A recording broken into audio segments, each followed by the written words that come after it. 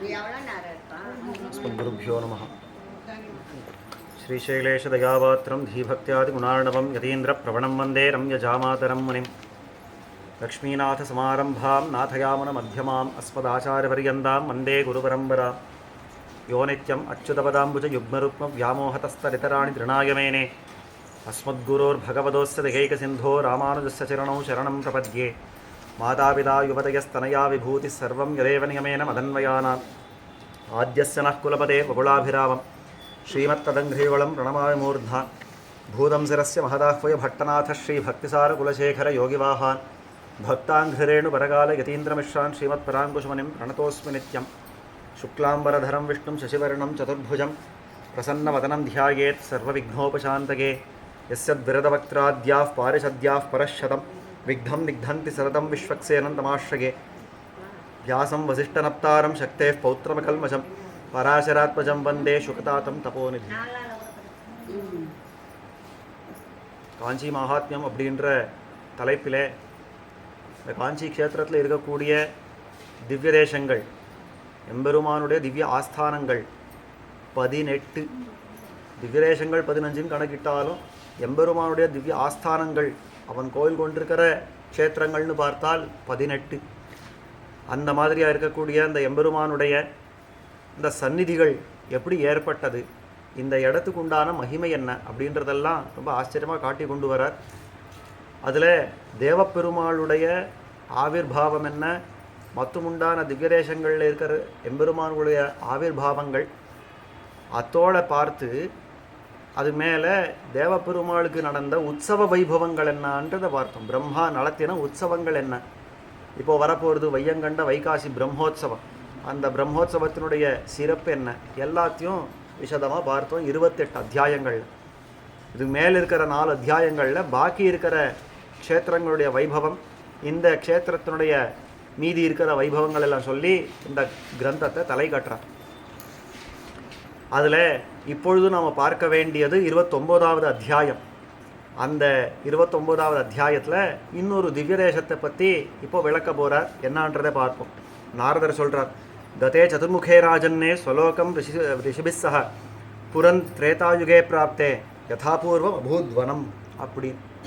அதாவது கடைசியாக நாம் பார்த்தது கிருத்தயுகம் பர்யந்தமாக கிட்டத்தட்ட ஒரு 13 லட்சம் வருஷம் அந்த கால கணக்குக்கு பிரம்மா திருவாராதனம் பண்ணி அத்தனை வருஷங்கள் பிரம்மோத்சவங்களெல்லாம் நடத்தி மற்றும் உண்டான எத்தனை உற்சவங்களோ நித்யோத்சவம், பக்ஷோத்சவம், மாசோத்சவம், சம்வத்சரோத்சவம் முதலான எத்தனை விதமான உற்சவங்களுண்டோ எல்லாத்தையும் நடத்தி பிரம்மா அதுக்கு மேலே திரேதாயுகம் வரவே பெருமாளுடைய நியமனமடியாக தான் தன்னுடைய லோகத்துக்கு கிளம்பி போனார். பெருமாள் சொன்னது, நீர் உம்முடைய லோகமான சத்தியலோகத்துக்கு போம், நாம் இங்கேயே இருப்போம், இந்த பூலோகத்திலேயே இன்னும் கொஞ்சம் வேலை இருக்கிறது, ஆனபடியால் இங்கே இருப்போம் அப்படின்னு சொன்னாரா இல்லையா. அதுக்கப்புறம் என்ன ஆச்சுன்றது நாரதர் விளக்குறார். அந்த கதே சதுர்முகே ராஜன் அந்த பிரம்மா கிளம்பினதுக்கு அப்புறம் ஸ்வலோகம் ரிஷிபிஸ்ஸஹ புரன் திரேதாயுகே பிராப்தே யதாபூர்வம் அபூத்வனம், எப்படி இந்த பிரம்மா விஸ்வகர்மாவை கொண்டு இந்த ஊரை ஸ்தாபித்தார், ஒரு காடை நாடாக மாற்றினார் அப்படின்னு பார்த்தோம். பிரம்மா கிளம்பினத்தோட சரி திரும்பவும் காடாகவே மாறிவிடுத்து, அந்த ஊரெல்லாம் அப்படியே அடங்கி இந்த காடாக மாறிடுத்து அப்படின்னு காட்டுறா. யதாபூர்வம் அபூத்வனம் நானாமிருக கணாகீர்ணம் நானா விருக்ஷே சமாகுலம் சிம்ம வியாகிரகஜாகீர்ணம் நானா சகுனிநாதித்தம் அப்படின்னு எத்தனை விதமான காட்டு மிருகங்கள் உண்டோ எல்லாமே சேர்ந்துடுத்து. தத காலேன மகதா தஸ்மின் திரேதாயுகே கதே ஆசீத் ராஜரிஷி கஷ்டித் துவாபராந்தே குருத்வஹா. இந்த மாதிரி எத்தனை நாள் இது அடர்ந்த காடாக இருந்தது அப்படின்னா ஒரு திரேதாயுகம் பூர்த்தி போச்சு, அதுக்கு மேலே ஒரு துவாபர யுகம் முக்கால் போச்சு, அந்த துவாபர யுகத்துடைய கடைசி வரைக்கும் போயிடுது. இந்த துவாபர யுகத்தை கடைசியில் தான் கண்ணனுடைய அவதாரம். கண்ணன் பிறந்தாரே கண்ணன் பிறந்து இத்தனைக்கு எத்தனை நாள் ஆயிருக்கு, எத்தனை வருஷங்கள் ஆயிருக்குன்னா 5000 சொச்சம் வருஷங்கள். அது முன்னாடி தான் கிருஷ்ணன் இருந்திருக்கார். அந்த 5000 சொச்சம் வருஷங்கள் இருக்கிறது அது துவாபரத்தினுடைய கடைசி கட்டம். ஏன்னா கண்ணன் சொல்கிறார், இனிமே கலி முத்த போகிறது, கலியுகம் பிராரம்பிக்க போகிறதுன்னு சொல்லிட்டு தான் கிளம்புறார் கண்ணன்.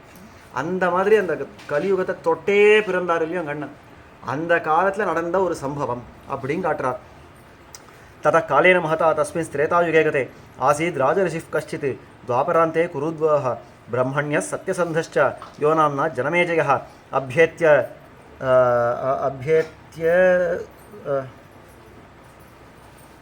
ச புரீம் சக்கரே புனః காஞ்சின் ரிபோத்தமஹ அப்படின்னு ஜனமேஜயன் அப்படின்னு ஒரு ராஜா.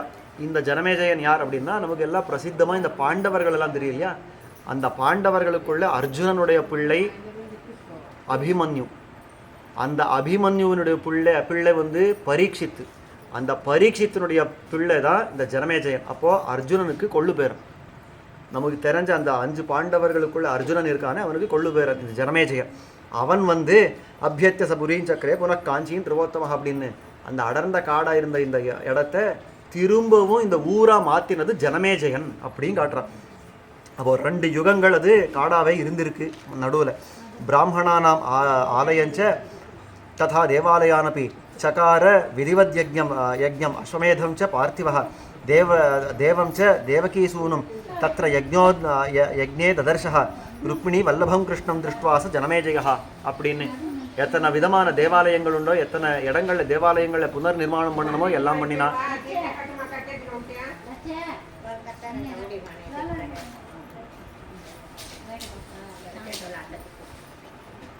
எத்தனை தேவாலயங்களை நிர்மாணம் பண்ணணுமோ பண்ணினார். எத்தனை இந்த ஊரில் ஒரு அக்ரஹாரம் கட்டணும்னா எத்தனை வீடுகளெல்லாம் கட்டணுமோ ஜனங்களெல்லாம் இங்கே நிறுத்தணுமோ எல்லாத்தையும் பண்ணினான். இதெல்லாம் பண்ணி தேவம்ச தேவகீசூனும் தத்ர யஜ்ஞே ததர்ஷா அப்படின்னு இது மேலே ஒரு அஸ்வமேதத்தையும் பண்ணினான் இந்த ஜனமேஜயன். இந்த ஊரில் அஸ்வமேதம் பண்ணுறதுன்னு பெருசாக ஒரு பரம்பரையே பார்த்துருக்கோம். பிரம்மா பண்ணார், அது மேலே உண்டான ஜனங்களெல்லாம் இங்கே நிறைய யஜ்ஞங்களெல்லாம் பண்ணியிருக்காளே. அந்த மாதிரி இங்கே இந்த ஜனமேஜயன் வந்து சேர்ந்து அவன் ஒரு அஸ்வமேதத்தை பண்ணினான். அந்த அஸ்வமேதத்தை பண்ணி சகார விதிவத் யஜ்ஞம் அஸ்வமேதம் ச பார்த்திவः தேவம் ச தேவகீசூனும் தத்ர யஜ்ஞே ததர்ஷா. எப்படி பிரம்மா ஒரு அஸ்வமேதத்தில் தேவபெருமாளை சாட்சாத்கரித்தாரோ அந்த மாதிரி இந்த ஜனமேஜயன் அஸ்வமேதத்தில் கண்ணனையே சாட்சாத்கரித்திருக்கிறார். கண்ணனை பார்த்துட்டார். ருக்மிணி வல்லபம் கிருஷ்ணம் திருஷ்டுவாச்ச ஜனமேஜயா உவாச காஞ்சாந்தத்ரைவ கிருஷ்ணம் சம்பூஜயன் ஹரி. அந்த கண்ணனை அந்த யஜ்ஞத்தை பார்த்தாரோ இல்லையோ, அந்த கண்ணனையே திருவாராதனம் பண்ணி கொண்டு இங்கே பல வருஷங்கள் அந்த ஜனமேஜயன் இங்கே குடியிருந்தான் அப்படின்னு காட்டுறது. மந்திரிபி சகிதை சர்வைஹி ஜனைர் ஜானபதைரபி ராஜ்யம் ச குர்வன் சத்வஸ்தா கஞ்சித் காலம் உவாசகா அப்படின்னு தன்னுடைய மந்திரிகள் என்ன, தன்னுடைய பரிஜனங்கள் எத்தனை பேர் உண்டோ, தன்னுடைய ஜனபதம் அப்படின்னு இந்த ஜனங்கள் எல்லாம் இருக்கிற இந்த இடத்துல அவன் பல காலம் இருந்து ராஜ்யஞ்ச குர்வன் சத்வஸ்தா கஞ்சித் காலம் உவாசகா இங்கேயே ராஜ்ய பரிபாலனம் பண்ணி இங்கிருந்தே ராஜ்யத்தை பரிபாலனம் பண்ணி பல காலம் இங்கே இருந்தான் அப்படின்னு சொன்ன உடனே அம்பரீஷர் கேட்டார், சுவாமி ஏதோ இந்த பிரம்மா திருவாராதனம் பண்ணுற வரைக்கும் இது பெருசாக கோவிலாக இருந்து பெரிய நாடாக இருந்து அதுக்கப்புறம் காடாக மாறித்து நீர், இந்த காடாக மாறினது அப்படின்னு சொன்னதோட சரி, அதுக்கு மேலே நேராக ஜனமேஜயன் யஜ்ஞத்தை பண்ணார், கண்ணனை சேவித்தார்ன்றீர். நடுவில் என்ன நடந்தது? அது யார் ஜனமேஜயன், எப்படி வந்து சேர்ந்தார், அஸ்வமேதம் ஏன் பண்ணினார், கண்ணன் எங்கே வந்தார், எல்லாத்தையும் கொஞ்சம் சொல்லணும் அப்படின்னு அம்பரீஷர் கேட்க போகிறார். கிமர்த்தம் அயஜத் காஞ்சியாம் கௌரவ்யோ ஜனமேஜயா கதம் ததர்ஷ தேவஞ்ச தன்னாமச்சக்ஷநாரதா. அவர் எப்படி அந்த அஸ்வமேதத்தை பண்ணினார், எதனாலே இங்கே வந்தார், அவர் எப்படி கண்ணனை சேவித்தார், அந்த கண்ணன் இப்போ எங்கே இருக்கார், எல்லாத்தையும் நான் கேட்கறதுக்கு ஆவலாக இருக்கேனே அப்படின்னு உடனே நாரதர் சொல்கிறார். சுணுராஜன் பிரவக்ஷாமி கதாம் பாகவதீமகம் அஸ்திகல் விஹ ராஜேந்திர ஹஸ்தினாக்கியா மகாபுரி. அப்படி இவரெல்லாம் இருக்கிறது எங்கேன்றதை ஞாபகம் படுத்திக்கணும். இவெல்லாம் காஞ்சியில் உட்காந்து பேசலை, இவெல்லாம் நைமிசாரணத்தில் உட்காந்து பேசிட்டு இருக்கான்றது ஞாபகம் வச்சுக்கணும். நைமிசாரணம் எங்கே வடக்கே இருக்குது, அங்கே நைமிசாரணத்துக்கு பக்கத்தில் ஹஸ்தினாபுரம் அப்படின்னு இருக்கிறது.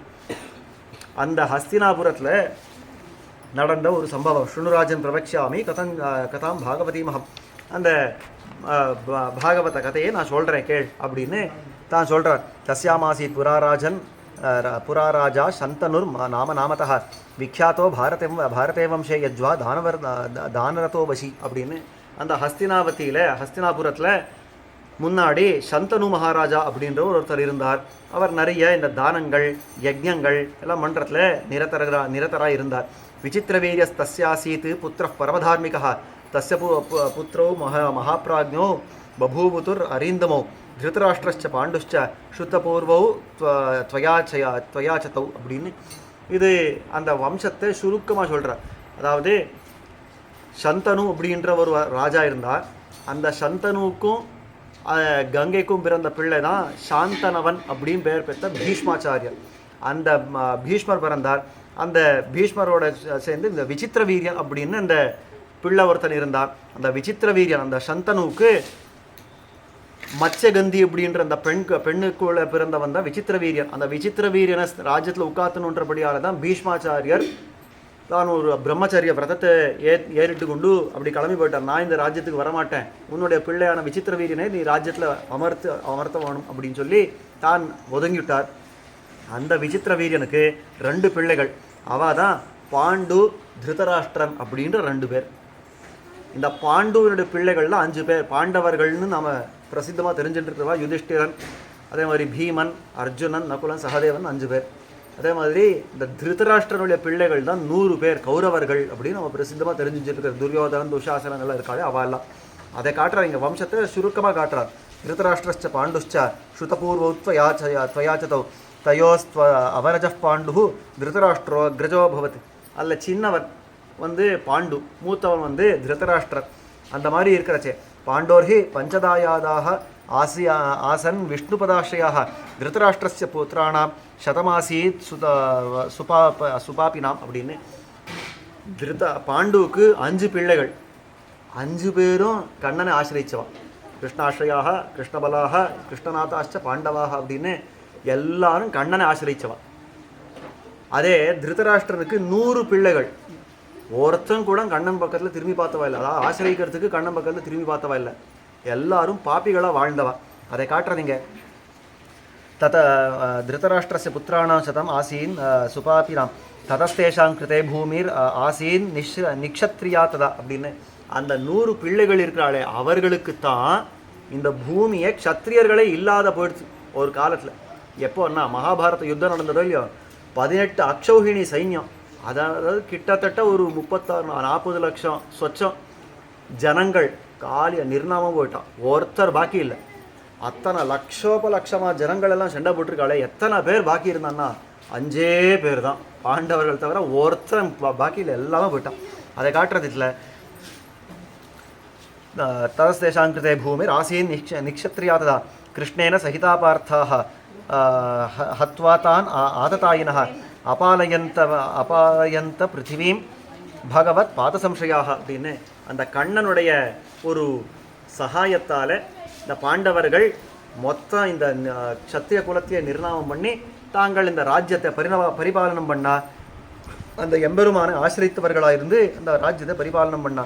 தத காலேன தே சர்வே ஸ்வர்க்கம் கந்தும் கிருதத்வராக ஹஸ்தினாயாம் அபியசிஞ்சன்னே ஸ்வபௌத்திரம் அபிமன்யுஜம் அப்படின்னு ஒரு அந்த மாதிரி பல காலம் அங்கே இருந்து இந்த ராஜ்ய பாரங்கள் எல்லாம் பார்த்ததுக்கப்புறம் நாங்களும் சொர்க்கத்துக்கு போகணும் அப்படின்னு ஆசை கொண்டவர்களாக இருந்து தங்களுடைய புத்திரன் அது அபிமன்யு தான் போயிட்டானே, மகாபாரத யுத்தத்தில் போயிட்டான். ஆனபடியால் அபிமன்யு இல்லை, அவனுடைய பிள்ளை, அதாவது இந்த பாண்டவர்களுடைய பேரன், அவன் தான் பரீட்சித்து. அந்த பரீட்சித்துக்கு ராஜ்யத்தை வகித்து ராஜ்யபாரத்தை கட்டி அவனுக்கு பட்டாபிஷேகம் பண்ணி இவர்களெல்லாம் ஸ்வர்க்கத்துக்கு கிளம்பிட்டா.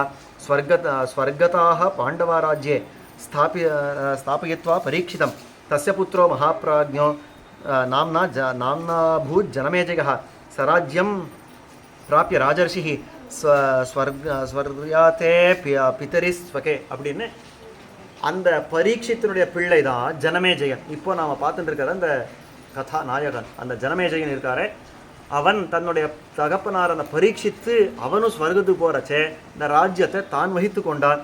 தான் வகித்து அவர் ராஜர்ஷி அப்படின்னே பெயர் பெற்றான். அதாவது அத்தனை அழகாக தான் ராஜ்யத்தை பரிபாலனம் பண்ணியிருக்கான். இதெல்லாம் பாகவத கதையில் ரொம்ப ஆச்சரியமாக காட்டப்படுறது. பரீட்சித்து இருக்கிறச்சேவே இந்த கலியுகம் ஆரம்பிச்சுடுத்து, கலிபுருஷன் வர ஆரம்பித்தான். அந்த வர்றச்சே இந்த கலிபுருஷனை தடுத்த பெருமை அந்த பரீட்சித்துக்கு உண்டுன்றதெல்லாம் ரொம்ப ஆச்சரியமாக காட்டுறான். பாகவதத்தில் ஆரம்பத்திலே காட்டுறான். அந்த மாதிரி அந்த பரீட்சித்துடைய பிள்ளையான இந்த ஜனமேஜயன் கூட தான் ராஜர்ஷியாக இருந்து, அதாவது ஒரு ருஷி போல இருந்து தன்னுடைய பிரஜைகள் எல்லாம் நன்னா பரிபாலனம் பண்ணினா. சராஜ்யம் பிராப்பிய ராஜர்ஷி ஸ்வர்யாத்தே பிதரிஸ்வகே ஹஸ்தினாக்கியாம் புரீம் ராஜன்னே சசாசாமர ராஜவத்து அப்படின்னு. அந்த ஹஸ்தினாபுரத்தை ஒரு பெரிய இந்திரன் ஒரு அமராவதியை எப்படி ஆண்டானோ அந்த மாதிரி இந்த ஹஸ்தினாவதியை இவன் ஆண்டான், இந்த ஜனமேஜயன் ஆண்டான். சகதாச்சித் சபாமத்தியே ரத்னசிம்ஹாசனே சுபே ஆசீனோ ஆசீனோ மந்திரிபிः சார்த்தம் பிராமணைश्चैव நைகமைः தத்ராபியாகதம் உத்வீக்ஷ்ய பிரம்மர்ஷி வேதபாரகம் வைஷம்பாயனம் ஆச்சாரியம் வியாசசிஷ்யம் நிருபோத்தமஹா அப்படின்னு இவன் இந்த மாதிரி ராஜ்யத்தை பரிபாலனம் பண்ணி கொண்டிருக்கிற காலத்தில் ஒரு நாள் தான் அந்த ரத்ன சிம்மாசனத்தில் ஒரு பெரிய ஓலக்கத்தில் உட்கார்ந்துருக்கிறச்சே தன்னுடைய ஆச்சாரியரான வைஷம்பாயனர் வரதை பார்த்தான். இந்த வைஷம்பாயனர் யார் அப்படின்னா வியாசருடைய சிஷ்யர். வேதவியாசர்னு நாம் போத்துறோமே, அப்பேற்பட்ட அந்த வியாசாச்சாரியர் வியாச மகர்ஷியினுடைய சிஷ்யர் பல பேர் உண்டு. அதில் ஒருத்தர் வைஷம்பாயனர். அந்த வைஷம்பாயனர் வந்தார். வைஷம்பாயனம் ஆச்சாரியம் வியாசசிஷ்யம் நிருபோத்தமஹ சம்பூஜயித்வா விதிவத்து பிரஷ்டும் சமுபசக்கிரமே. அவர் வந்தவுடனே அவரை சில கேள்விகள் கேட்க ஆரம்பித்தான் ஜனமேஜயன். என்ன கேட்டான்னா, பிரம்மன் அத்திர குருக்ஷேத்ரே மம பூர்வ பிதாமகாஹ கதம் யுயுதிரே பார்த்தாக கௌரவை சகபாபிபிஹி. சுவாமி ஆச்சாரியரே, உங்ககிட்ட ஒரு கேள்வி கேட்கணும்னு இருக்கேன். என்னான்னு ஒன்றும் இல்லை, என்னுடைய மூதாதையர்களெல்லாம் இருந்தாலே, என்னுடைய கொள்ளு தாத்தா பாட்டனார் கொள்ளு பாட்டனார் எல்லாம் இருந்தாரே, அவன் எல்லாம் கௌரவர்களோட சண்டை போட்டா, அவன் எல்லாம் யுத்தம் பண்ணான்னு கேள்விப்பட்டிருக்கிறேன். அந்த கதையை கொஞ்சம் எனக்கு விஸ்தாரமாக சொல்ல வேணுமே அப்படின்னு கேட்டான்.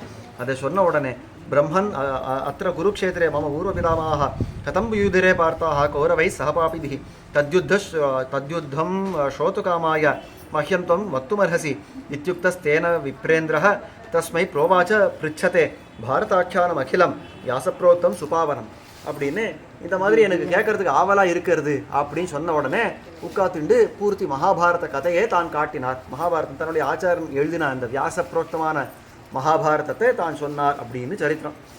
இது இங்கே இப்படி இருக்கிறது. மகாபாரதத்தை எடுத்து பார்த்தா கொஞ்சம் வித்தியாசமாக இருக்கும்.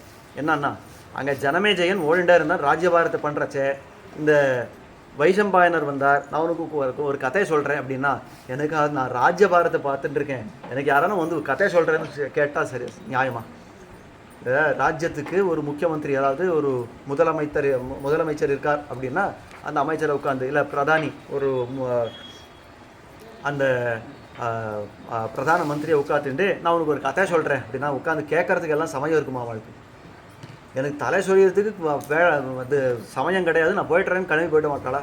அந்த மாதிரி இந்த ஜனமேஜயன் ராஜ்யபாரத்தை நிர்வாகம் பண்ணுறச்சே வைஷம்பாயனர் வந்துட்டு நான் அவருக்கு ஒரு கதையை சொல்கிறேன்ன உடனே எனக்கு அதுக்கு எல்லாம் சமயம் இல்லை அப்படின்னா.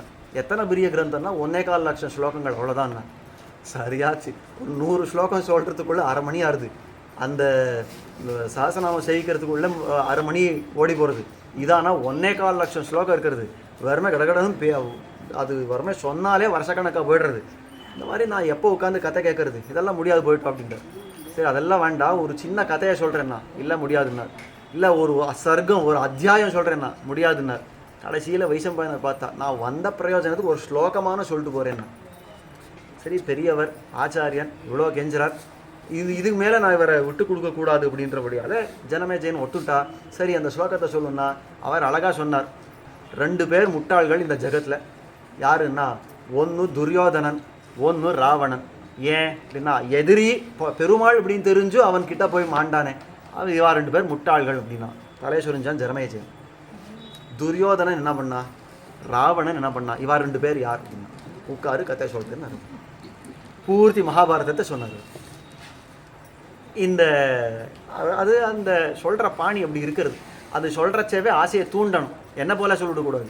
அவன் சொல்கிறச்சவே அந்த ஆசையை தூண்டணும். அடுத்து என்ன ஆகுது, என்ன ஆறுது அப்படின்னு சொல்லணுமோ இல்லையோ, அந்த மாதிரி சொன்னார் அங்கே சரித்திரம். அதை இங்கே காட்டுறார். இத்யுக்தஸ்தேன விப்ரேண கௌரவ்யோ ஜனமேஜயா,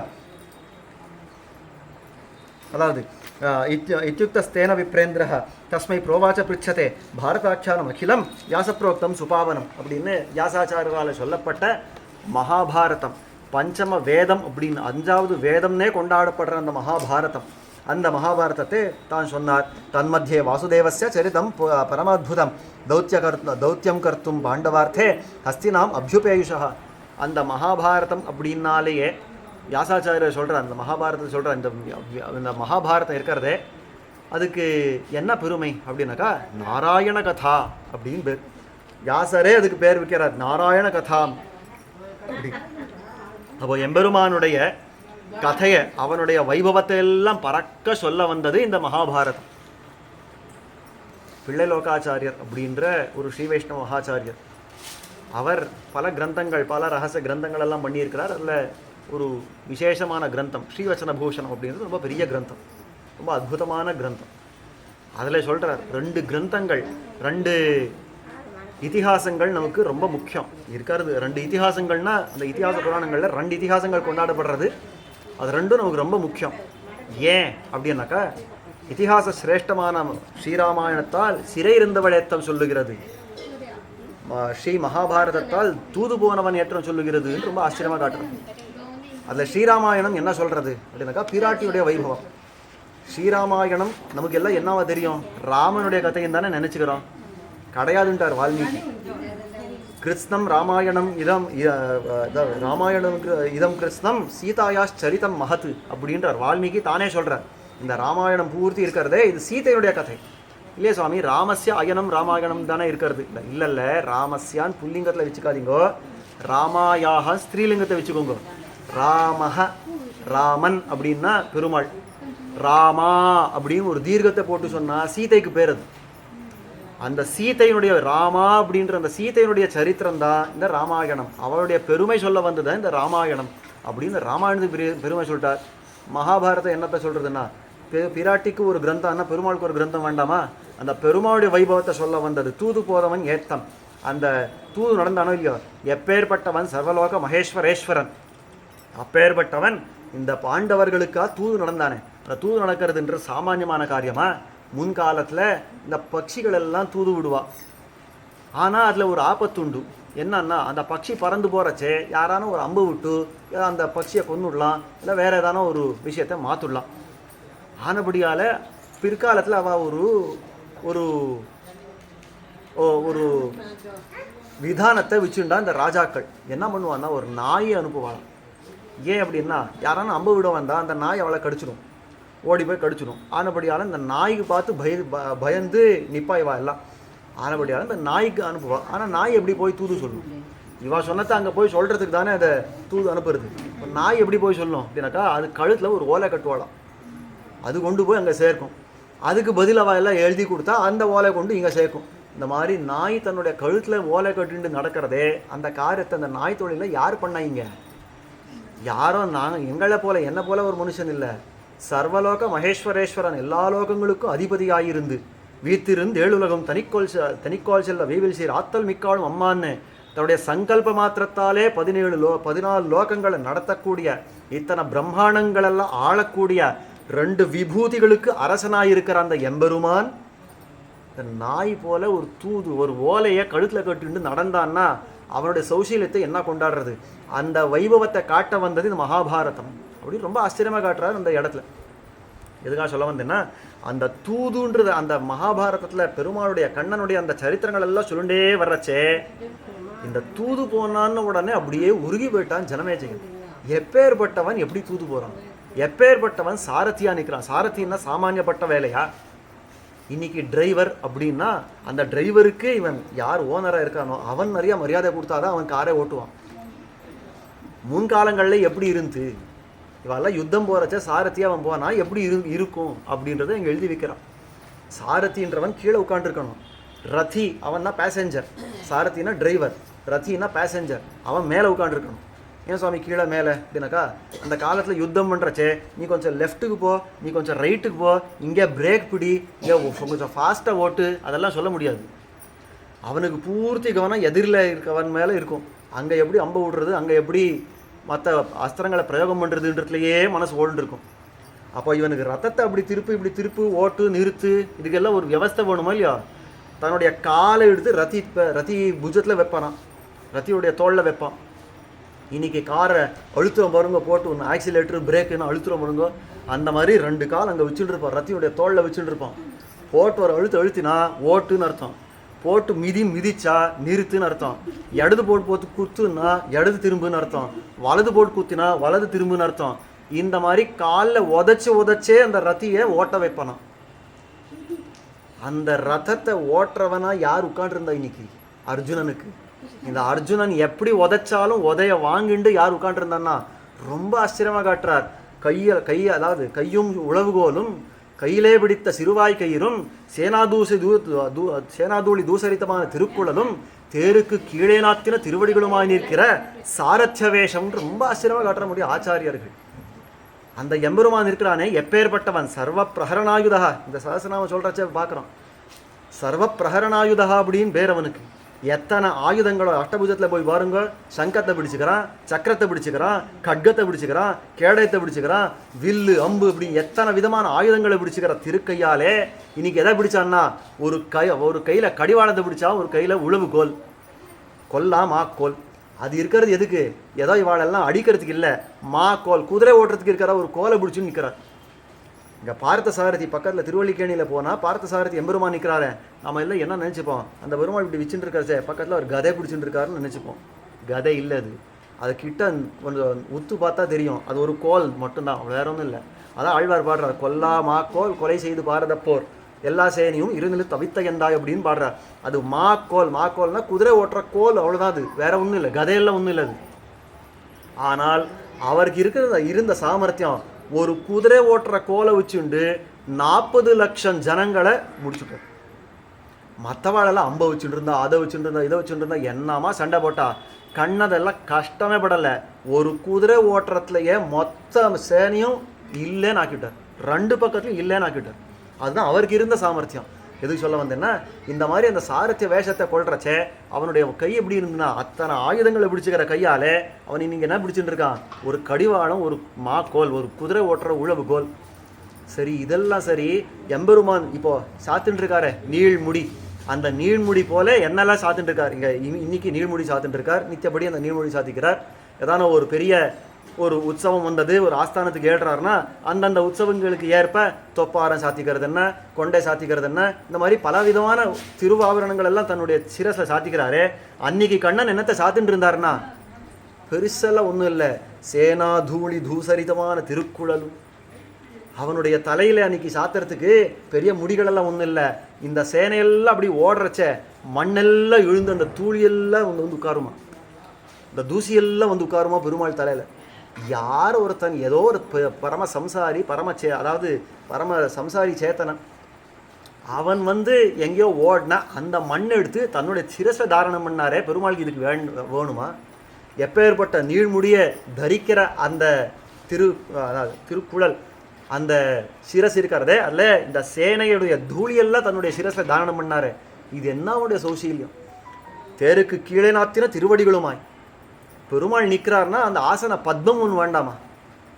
எங்கேயானா இந்த பிரம்மோற்சவம் நடக்கிறது இப்போது அஷ்டபூஜத்தில் நடந்துட்டுருக்கு, அங்கே போய் அந்த அந்த சாத்துப்படியெல்லாம் சாத்துறச்ச அந்த சேவிக்கிறச்சே நமக்கு தெரியும். பெருமாள் இப்படி காலை தொங்க விட்டுருக்காருன்னா கீழே ஒரு ஆசனம் இருக்கும், அந்த திருவடியை சும்மா தொங்க விட்டுன்னு இருக்க மாட்டார், அதுக்குன்னு ஆசனம் இருக்கும்.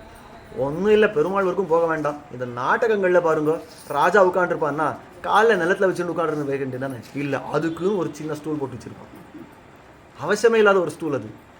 ஆனால் இந்த ராஜாவுக்கே இந்த வைபவம்னா எல்லா லோகங்களுக்கும் அதிபதி அவன் எப்படி இருக்கணும். ஆனால் இங்கே சாரதியா வந்திருக்கிறச்ச எப்படி இருந்தனா, தேருக்கு கீழே நாத்தின திருவடிகளும், தேருக்கு கீழே அந்த தொங்க விட்டுருக்கான் தன்னுடைய காலை. ஏன்னா வச்சுக்கிறதுக்கு இடம் இல்லை, அந்த தொங்க விட்டுண்டு அந்த திருவடியை தொங்க விட்டுண்டு அது அப்படி உனக்கெல்லாம் இது எப்படி சுவாமி தெரியும்னா, ஆழ்வார் பாடியிருக்கார். அந்த தேருக்கு கீழே நாத்தின திருவடிகள் இருக்கிறதே இல்லை, அந்த கனைக்கடல்கள் அது என்னைக்கு நான் பார்க்கறது அப்படின்னு ஆழ்வார் பாடுறார். கனைக்கடல்கள் அந்த திருவடிகளை சப்திக்கிறது அப்படின்னா ரொம்ப ஆச்சரியமாக பாடுறார். அதை வச்சு காட்டுறான் நம்முடைய ஆச்சாரியர்கள். தேருக்கு கீழே அப்படி தொங்க விட்டுட்டு இருந்தான். இப்போ எப்பேற்பட்டவன் இந்த மாதிரி தூத்தனா போனான், ஒரு நாயை போல தூத்தனா போனான், ஒரு சாரதியாக இருந்து இத்தனை விஷயங்கள் எல்லாம் பண்ணான். அப்போ இந்த வைபவங்கள் எல்லாம் கேட்குறச்சே ஜனமேஜயன் உருகி போயிட்டான். ஐயோ, இந்த வைபவங்கள் எல்லாம் கட்டாயமாக சேவிக்கணுமே, இது எப்போ சேவிப்பேன், எங்கே சேவிப்பேன் அப்படின்னு அவனுக்கு ஒரு ஆசை உண்டாடுச்சு. அதை சொல்கிறாங்க, தௌத்தியங்கர்த்தும் பாண்டவார்த்தை ஹஸ்தினாம் அபியுபேஷ கௌரவேந்திர சபா மத்தியே சமாசீனஸ்ய சௌரிணः தத்ர பிரம்மர்ஷிபிः சார்த்தம் சித்ரா கதயதः கதாः சபாயான் தத்ர சர்வேஷாம் விஸ்வரூப பிரதர்சனம் ஸ்ருத்வா தச்சரிதம் விஷ்ணோः ச ராஜா ஜனமேஜயः. இது பெரிய விஷயம் இல்லை. இந்த தூதனா போனா சாரதியா போனான்றதோட நிறுத்தலை.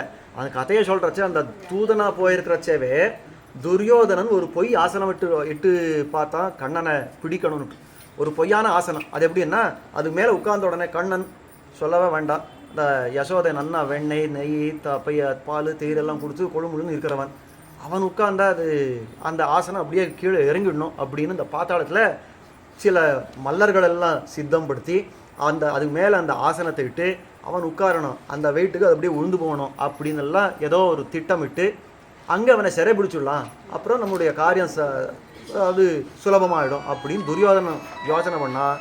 கண்ணன் பார்த்தா, என்னையா நீ சிறை பிடிக்க முடியும், பார்த்துக்கோ என்னுடைய ரூபத்தை பார்த்துக்கோன்னா விஸ்வரூபத்தை காட்டினார் பெருமாள். அந்த விஸ்வரூபத்தை யாராலும் தாங்க முடியல, கடைசியில் கிளம்பி விட்டார். அன்னைக்கு அந்த துரியோதனனை ஒரு பார்த்தார் கண்ணன், அத்தோட முடிஞ்சிருச்சு. அந்த துரியோதனுடைய சரித்திரம் அங்கே முடிஞ்சிருச்சு அப்படின்னு காட்டுறான்.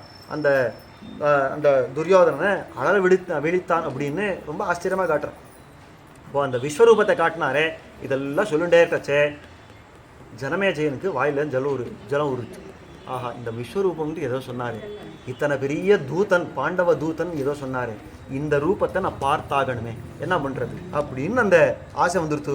வைசம்பாயனம் ஆச்சாரியம் புனః பப்ருச்ச ஹிருஷ்டதீஹி பிரம்மன் அத்தியுதம் விஷ்ணோச்சரித்திரம் துவன் முகாச்சுருதம் குருவதः பாண்டவார்த்தாய தௌத்தியம் தை சந்திமிச்சதः யோயம் அஸ்மின் சபா மத்தியே விஸ்வரூபம் அதர்சயத். சுவாமி அந்த வைசம்பாயனரை பார்த்து ஜனமேஜயன் சொல்கிறான், சுவாமி தேவரி சொன்ன இந்த விஷயம் ரொம்ப ஆச்சரியமாக இருக்கே, எம்பெருமான் இந்த மாதிரியெல்லாம் பெரிய காரியம் பண்ணியிருக்கான்னா ரொம்ப ஆச்சரியமாக இருக்கே. அந்த அந்த யோயம் அஸ்மின் சபா மத்திய விஸ்வரூபம் அதர்சயத்தை தமஹம் தேவகீசூனும் பாண்டவானாம் ஹிதங்கரம் கேனோபாயன பசியம் தம்மமா சக்ஷோ சுப்ரதா. நமக்கெல்லாம் அம்மா அம்மா திரை எதுக்கு போட்டிருக்கிறது, திரை எதுக்குமா போட்டிருக்கிறது?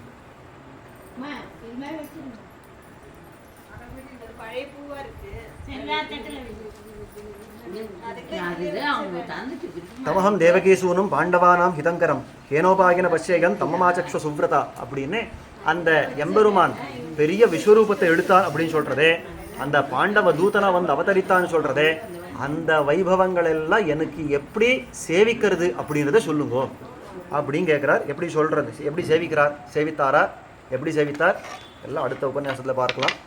ஸ்ரீமதே ராமானுஜாயம்.